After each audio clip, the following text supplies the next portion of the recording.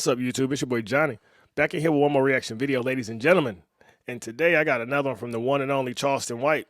And he is speaking on how the number of Americans that believe in God has dropped to the lowest number in 80 years. And my grandma was alive when the whole debate was going on about taking God out of schools. And she said that that was a terrible thing to do. It was going to cause a slippery slope for everybody. And I didn't get it at the time. But now as a grown man, I understand when you remove the fear and love of God, you allow room for the fear and love of everything, whether it's Instagram or Brazilian butt lifts or politics or race or religion. You allow a lot of stuff to dominate the way you feel instead of having an individual spiritual connection with a higher source. And that's what we're seeing in today's society. So if you like what you're hearing in this video, please share this thing far and wide. The number of Americans who believe in God has dropped to the lowest number in 80 years. Yeah, them dope fiend babies. Yeah, them dope fiend babies. Them pill popping hoe babies. Them hoe mama kids. Them the niggas didn't have the grandmamas, took them to church. They didn't pray when breakfast was made. They didn't sit at the table with their cousins and their other relatives and, mama, grandmama, mother made them, pray over their food. These other niggas never been on their knees and had to learn the Lord's Prayer. These are a true story at my grandma's house. Y'all can let me know in the comments if it was like this, because they say a lot of black families are the same. Everybody used to stand in a circle, and one person would pray over the food, and then everyone would have to go around and say what they was thankful for before we could eat. At my grandpa's house on Christmas, everybody had to read one page of the Bible before we could eat. That's just tradition I grew up with. Let me know in the comments if y'all had any grandparents that did the same things. The people that get in trouble, and when they go to court and look back in the court seats, ain't nobody there. These are the people that go to jail. When they go to jail, most people are happy they in jail. So your God is the base of your home life. So that just goes to show you, man, most of American homes are fucked up. Literally. How you not go believe in God? You ain't got to believe. No matter what color, it shows right now we down bad as a society when you got 80% of people that don't believe in a higher power. Because out of that 80%, I'm sure a lot of them go to church. But church is hypocritical. We've been knowing that. They've been locked arms with Margaret Sanger and Planned Parenthood and all that in the NAACP since the early 1900s. Believe in Allah, you ain't got to believe in Buddhists. You got to believe in some kind of God. Man. God, man, especially if you're black. I'm just saying. But there's always been some kind of higher power to exist in the minds and in the hearts of American people. And I agree with that, because you know how you watch the BET Awards or literally anybody on TV, and the first thing they say is, I want to thank my Lord and Savior Jesus Christ for getting me here. And as a child, I used to question, did they really mean that? And were they really talking to a God that I could talk to?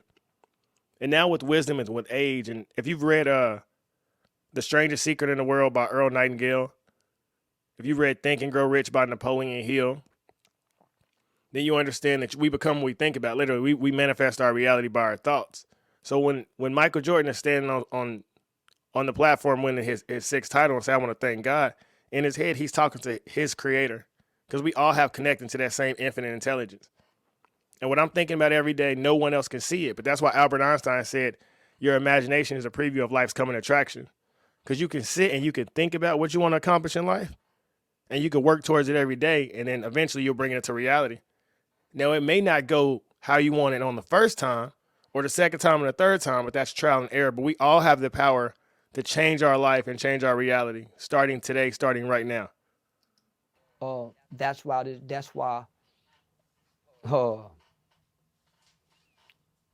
that's been our moral compass. That's been the morality of who we've been as a group of people, as a group of individuals, different ethnicities, different races, to be able to coexist in this country with all the resources, with all the privileges, with all the benefits, with all the rights, and we not be savagery. We not be a third world country. I think it's an old Napoleon quote where he says, religion was made so the poor wouldn't kill the rich, or something like that. Country, because of our beliefs in our God. So I kind of understand why we see the things that we see in today's time. These people don't have a God. A lot of what we see today in young people. If young people don't believe in God, then their only hope only comes from what they can see. It ain't the unseen, because they don't believe in the unseen. Hey, when I was a kid, I used to always tell my grandma, walking by faith is, why would I walk by faith and not sight? Why would I believe in something that I can't see? If I can see it and I know it's real, then that's reality. Since then, I've evolved. And I hope everyone who watching this video, your consciousness eventually evolves, because we all have to mature through this thing called life. And literally, walking by faith is the greatest choice I've ever made. And if you don't currently walk by faith, I encourage you to believe in yourself more. You know what's best for you. Block out the noise of this world. They say all man's problems come because he can't sit in a room for 30 minutes by himself. Sit still and connect with that higher source. Drink water, take vitamins, start going outside with barefoot, connect to the environment that we in.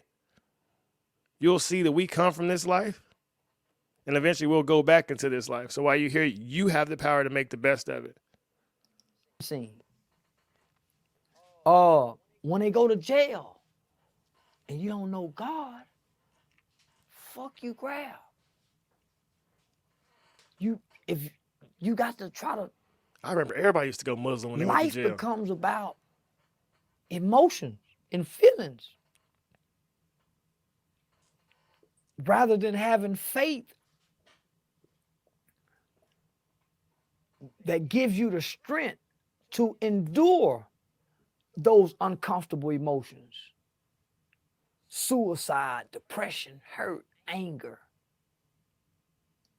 Boy, without faith, my first son passed away when I was 18 years old. It took some faith to see it was going to be some better days. My second son passed away when I was 22. It took some faith to see that it was going to be better. My mama overdosed on opioids when I was 25. Look here, when I say it took faith to keep going, but that's why I like to quote Les Brown, because he said, if you fall down, at least fall on your back, because if you can look up or you can get up. And Lord knows I didn't fail quite a few times in my life, but I've been able to get up and keep pushing. And I just want to encourage everybody else, no matter what you've been through, you are not your past. Divorce yourself from that past and embrace a beautiful future that you have the power to create. Toxic love, hopelessness, born into a condition, born into a situation where all your life you hurt, all your life you abused. If you never get introduced to a higher power, let's just take the word God out of it. Literally. Universe. A higher power, a higher being, a higher calling. We as humans, we have to believe it's something greater than us. Or else we'll suffer greatly, homie. Not necessarily physically, not necessarily financially, but your emotional and mental capacity, homie, will be shot to shit if you don't have nothing beyond your understanding to reach for and try to hold on to, whether it's true or not. You need it for your own sake. Man, look here. When I said that's one of the greatest videos that I've ever seen from this man, he dropped so much wisdom. There's two sides of everything, man. The good and the bad, the up, the down, the yin, the yang. And there's the pleasure and pain. And our society is teaching us to chase an abundance of pleasure, not letting you know on the other side of that is pain. And from my life experiences, I say men need to go through hard situations so they can become men. So we can understand that this life is real. I think it's an old Confucius quote that said, we all have two lives, and the second one begins when we realize we only have one. And we all got a limited time here. You know, maybe 100 years max, if you're real healthy. But there won't be a forever. Our bodies all got to drop one day. So while you're here, are you creating a legacy? Do you understand that you could do something that lasts for your kids? Or you can waste time. But we all are connected to an infinite intelligence. Somehow, some way. When you sit down and you think about something, that thought comes back to you. Your favorite rapper, your favorite author, your favorite producer, they sit down and they connected to that source. But the best part about that is you connected to that source as well.